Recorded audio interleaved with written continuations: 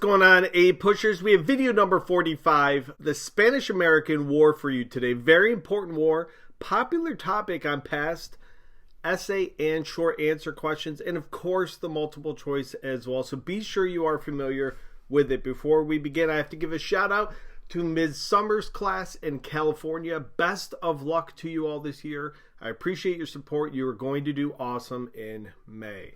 All right, so some key ideas prior to the war, some background info you should be familiar with. Well, we have the publication of Alfred T. Mahan's famous book, Influence of Sea Power, published in 1890. We talked about that in the last video. And this encouraged countries to build up their navies, especially countries like the United States. Cuba in the Caribbean was a Spanish colony and sought to overthrow Spain in 1895, and they were unsuccessful. And General Butcher Weyler was his nickname, from Spain, was put in charge essentially of controlling Cuba. And he placed a lot of Cubans in camps where people died of starvation and disease. There were also reports of atrocities to the Cuban people. Yellow journalism is a popular topic you should be familiar with. This was the exaggeration of news stories by competing newspaper owners William Randolph Hearst and Joseph Pulitzer, and they really helped push America into the Spanish-American War. So some causes of the war you should be familiar with. We have the Delome letter written in 1898. This was a Spanish official who criticized President McKinley and called him weak, and this upset many Americans. In February of 1898, we have the USS Maine, which was stationed in Havana, Cuba. This ship mysteriously exploded, killing 260 Americans. Remember, this was stationed in Cuba, and it mysteriously blows up. So Spain is going to be essentially blamed for this explosion.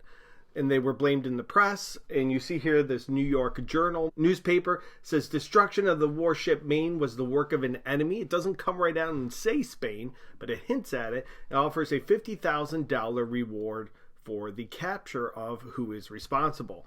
However, most historians agree that it was likely an accident that caused the explosion of the Maine. So the war will break out shortly after, and it's going to be in two places, the Philippines and Cuba. So let's discuss the war in the Philippines. Theodore Roosevelt, who was Assistant Secretary to the Navy, he ordered U.S. ships to the Philippines, which was a Spanish colony. And led by this dude, George Dewey, the U.S. will defeat the Spanish at Manila Bay. After the war, there will be a nationalist movement that will emerge in the Philippines that saw independence. They thought they were going to get independence, but the U.S. will actually take them over as a colony. And one of these nationalist leaders is pictured here, Emilio Aguinaldo. He will push for the independence of the Philippines. They will not, however, get their independence until after World War II. Jumping on over to Cuba, the U.S. will defeat the Spanish in Cuba.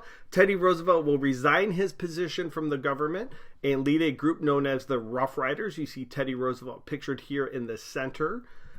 And he had a famous charge up San Juan Hill, Cuba. And this pretty much makes Teddy Roosevelt an instant celebrity overnight. He becomes a national sensation. Now, most deaths in this war were caused by disease, not by fighting. There were about 4,000 deaths due to disease and about 400 due to fighting.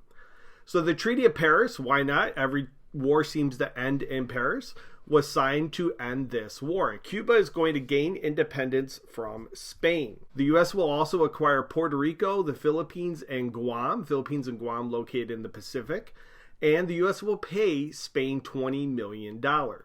This will lead to debates between imperialists and anti-imperialists, the topic we discussed in the previous video. So what are the impacts of the war? Well, U.S. presence in Latin America is going to increase drastically. We have something called the insular cases. Please star, circle, underline, highlight this bad boy. You should be familiar with it. And basically the question before the Supreme Court was, does the Constitution apply to new land, or does the Constitution follow the flag? If the U.S. acquires new territory, do all those constitutional rights automatically apply to this new land? And the answer is not necessarily, according to the Supreme Court. So just because the U.S. has control of a certain territory does not mean that those people are given the same rights as Americans. The Platt Amendment deals with Cuba, and this stated that Cuba can't sign a treaty with another country that would jeopardize its independence. Also says that the U.S. could intervene in Cuban affairs. And finally, the U.S. is given Guantanamo Bay, a section of Cuba. And the U.S. still has Guantanamo Bay to this day. We'll talk about it more in period 8 when we get to the Cold War, and period 9 when we discuss the effects of 9/11. All right, so we'll do a quick recap for this video. Yellow journalism, what is it? No Pulitzer and William Randolph Hearst. General Weyler and the reports of atrocities in Cuba by the Spanish. Influence of Sea Power Upon History by Alfred T. Mahan. Holy cow, know that book. The DeLone Letter, called President McKinley weak.